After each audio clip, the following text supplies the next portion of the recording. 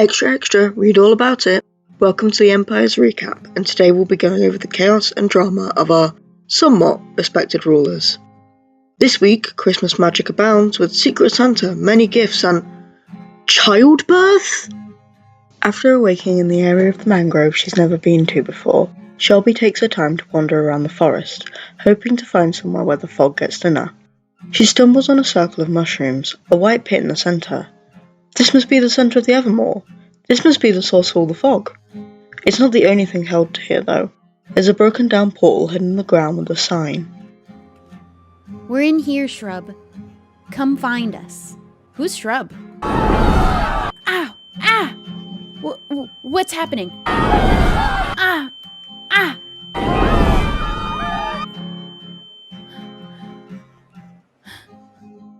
Shelby has visions of screaming and fire, and realises the Evermore must have been the home of the gnomes 1,000 years ago, before something destroyed everything, and the fog began from the rotting mushrooms and magic. It explains the lost souls in the forest, gnome souls who got lost in the fog, and some are clearly angry about it, like the one who possessed a cub. That weird spyglass comes in handy to direct her back home, and now she has some work to do to help the souls in the Evermore. She's moved souls into bodies before, and maybe she can help those spirits gain a body again, and give them all a place in the Evermore to live. And then they'd stop being angry, and the Witch Academy might even let her back in. If we start taking the lost out of these souls, I really think that things will get better. So this place really was haunted the whole time. I still don't know who was leaving those signs, though. She put some work in to make the first house a little village area, and now she needs to visit Pirate Joe. Joey is stubborn, and the truce is off. The agreement states that Shelby needs to find a map to Joe's next crewmate before she can have her letter back. Oh, hello! You're not who I was here looking for. I'm doing a clip with Scott, get out of here! You're not supposed to be here! You're not supposed to be here! That's what you sound like to me! I'm out of here, bye! Yeah, go! Why are you fighting in my lands? A detour to Chromeo for some dye, and a look at the villagers whose outfits really emphasise the whole colour business. It's a Chromeo thing. Taught to serve from a young age. Yeah, mine are actually naked, and their bodies are made of wood. But, a different type of serve, serving campfire, you know. They are serving campfire. Serving Don't kindling. bring fire near them. She builds a pumpkin house in line of the villager houses back home. She checks up on her little frog in the outpost of the Great Bridge, and spots Scott doing the same. Well, actually, he's checking on the underground market. She swears she won't tell Jimmy before the two of them hear an emergency horn, and head over to the general chaos that is Fort Riftless. After a fight, a missile, and lots of potions thrown, the hermits go through the rift, and the Empires follow them. Not exactly on purpose for Shelby, as Joey pushes her through the portal. Scott has a visitor in Chromeo this week in the shape of Pixel Roast. He's not here because of any unlawful shenanigans, though. He's here to clean up the skulk around Chromeo. Something about possession? The only problem with this is that the payment Pix is asking for is Rendog's first cobblestone, which Scott accidentally turned into a lever on stream. This is why you get payment up front, kids. Pix seems very happy with though, so it all worked out in the end. Shelby comes by for a bit of dye, and Scott shows her the villagers, serving, as always. He's going to check on the underground market when Shelby spots him on the bridge, so he ends up showing her around as long as she promises not to tell the sheriff. The two get interrupted, though, by Fwip's emergency horn. There's a fight at Fort Riftless to stop the hermits from going through the rift. They fought, but the hermits got through, and then Pix blows up Grumbot, and the rulers decide it would be a great idea to follow the hermits through the rift. It's Hermitcraft! Cleo helps them out of the cave, and Cleo, Joe, and Scott walk through Scarland on the way to the shopping district. Luckily, Scar had a spare elytra he could have.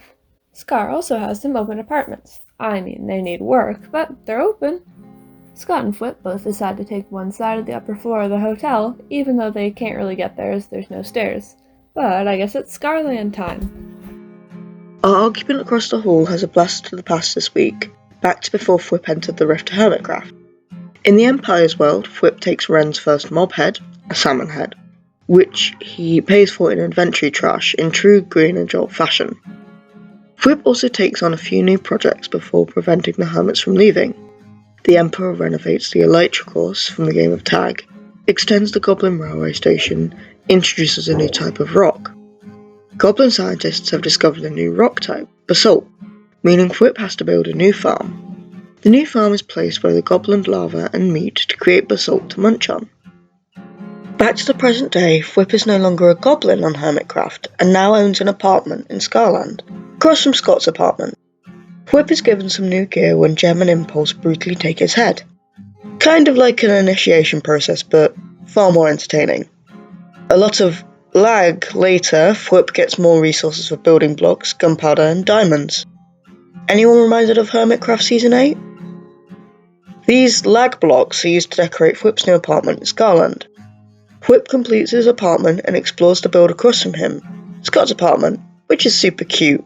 To add to the amazing apartment, Whip requests a mattress from Scar's store, which definitely won't backfire in the future. In another infamous area of the Hermitcraft world, Sausage gives Whip a tour of the castle he inherited alongside Pix. The castle so happens to have a lot of lag, so Whip has some lag diamonds by the end of the trip. There's nothing anyone can do about the lag. What a shame. A grand reveal shows Whip his new mattress in his bedroom, which was accompanied by an extra gift of very safe decor. To complete Whip's chaotic first week in Hermitcraft, the Emperor is introduced to the cleaning lady's supply room, and her not-so-small custom base. The new king has risen. Sausage kicks off his week through death, as Gemini Tay wants to collect his skull to display in the murder dungeon. She gives him a tour around her base and industrial district before kicking him off her landing platform. Whip stops by the castle for a while, and conveniently some lag happens while checking at the prismarine shop. How did these diamonds get into their inventories? He flies into the depths of green space to make sure he can still go back home. He doesn't want to leave Hermes alone. Thankfully, the boy is safe with his grandparents, so Sausage has time to experiment with willingly traveling dimensions. The Empire's crew have settled down in an area affectionately called the Christmas Donut somewhere near spawn, and Jevin finds them to hand out some gifts to everyone online. Mainly and raiding loot, but also some very festive hats. 'Tis the season. Sausage ends up building a little sanctuary home to stay in at the Christmas Donut before being visited by Scar and Jimmy, where the three of them find a new game that's been set up, Secret Santa. Scar tries to get Sausage to tell, but he won't. Considering his track record with secrets, that's a little surprising. Sausage shows off his redecoration of the throne room before heading into another realm. An old, unfinished castle with bubbles in the throne room, and his head lining the walls. He gets home for just a minute before the sight of Gem's archery statue triggers another vision, in a different world. Bubbles looks different and talks about the spirit realm? That doesn't sound good. He hangs out with Pearl, as during his Etho-esque shopping spree they made at her trash shop, and they talk about sunflowers and how he threw so many into the rift before the Emperors came through. It's probably the reason for so many sunflowers appearing around her base. They tour her base, and she offers to let him stay. He accepts and makes plans for a future house somewhere in the alien landscape. Speaking of which, he builds a spaceship for his Secret Santa, a certain hot guy. He travels through the rift again to get back to Empires to use all the magic around, and checks up on Hermes before using the proper staff of Sanctuary to bring himself, willingly, into another dimension. He can control it. But now he's a slimy guy who looks like an Among Us, and he has a spaceship, which looks perfect for his Secret Santa. Hopefully Scar will like it. Even after all his time studying and reporting on it, Pixelrift is still learning new things about the Hermitcraft server, like the array of heads on spikes just outside the castle. Pleasant! His knowledge does come in handy finding the enchanter under Gigapies, getting a near-perfect sword, and in working with Joel to establish a haven for the Empire's folks in the long-unused Snow Donut. They plant a Christmas tree, declaring themselves Team Lore, not to be confused with lore, of course, and Pix begins the shell of a gift workshop, as well as some terraforming. Zuma swoops in to say welcome and be a gift giver himself, or at least a map to Hermitcraft's infinite supply of materials. Yeah, I would say always ask, because there's probably a farm for that. Oh, right? I bet there is. Yeah, yours has been established for a little bit longer than ours, so you got materials coming out of your ears by now. He shows Pix around his base, and while neither of them expected a giant rabbit, Pix the historian actually has a better idea of why it's there than the owner of the place. Pixelrift can finally make good on his promise to build Zuma his own copper aging machine, which the latter has already started digging out space for. He gives Pix money for supplies, and Pix will need it. This version has 26 aging modules. Supplies include tools, so Pix meets up with Impulse at iEnchant. All the new people needing gear means his goods are flying out the barrels faster than he can restock, especially after having been gone so long that there's still royal emeralds in them. Maybe the Empire's people can help figure out where the king's diamonds went. Sneaking through the nether to avoid Gem's Empire Head rampage, Pix returns to the cavern and digs out a massive space. Even when he dies and loses his gear to a loaded camera account, he's quick enough to put another set together before showing off the plans for the newest David. It's big. On a return to Christmas Village, Pixelriffs realizes he's fallen behind the other Empire's folks and finishes building his workshop, including the back, just not the inside. He also pulls a name for the cross-server Secret Santa, hiding it. Hint, his gift will probably be on the Empire server. Zuma checks in once again as Pix is filling in an ice river. They grab some festive hats, even if the pumpkin overlay is the wrong season, and head to the magical spot of all frog types to get some frog lights for both the village and for David 5.0. A short interlude. Jevin has a present for Pix. He's not bothering with the secret part of the Santa, since Pix needs to know where to find the giant gift box. Inside is a 4-level glass maze to warm him up, with the actual gift at the top. Food, totems, rockets, and enough netherite to make the other emperors think Pix is cheating his gear. And it didn't even kill him first! Finally, it's time. Pixelriff shows Zuma the Lightmatica blueprints for David V, and they get to work. With the material grinding done beforehand, Pix builds the entire machine at once, with Zuma filling in the droppers behind him. A few tweaks, Zuma put in too many shovels, and David number 5 is complete, loaded, and already working.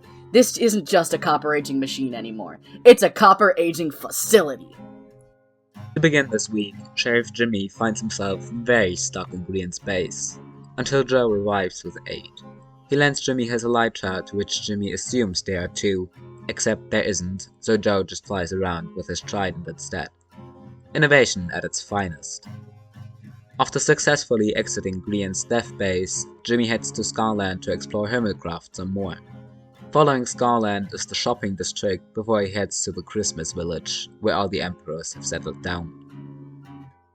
The adventure is sparked by Sausage and Ollie, which questions the legitimacy of such a village to Jimmy.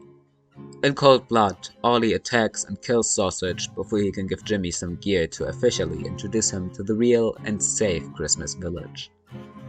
The Tumbletown essence is brought into the Christmas Village by the Sheriff, which is a cute house built with the assistance of Brienne. The Christmas Village is beginning to look much better with Jimmy's newest addition. Following the build, Jimmy participates in Prank or Present, where everyone gets a Secret Santa. The Sheriff receives impulse to give a prank or present. He chooses a gift, a wholesome treasure hunt. Lots of lag later, Jimmy gifts many diamonds to Impulse. To round out the week, Jimmy becomes a parent alongside Joel by using special blocks from the both of them. This child is named Tiny Tom. Joel is collecting children as fast as Zeus, and Jimmy has fallen victim. Joel's conquests don't stop there. Joel is back on the grind, gathering materials for his Stratos-inspired build in the Christmas Village. Without his own masons, he decides to borrow from Green's villager trading ship, or do they call it lagging here? With all the materials acquired, he builds a house in the donut, complete with lights and snow to fit in with the rest of the village. It still doesn't feel festive enough, so Joel terraforms and decorates the surrounding area to have some more Christmas spirit. He then heads over to the sleigh, where he pulls Jevin for the Secret Santa event. For this present, he needs Jimmy's assistance. I was wondering if you'd make a child with me?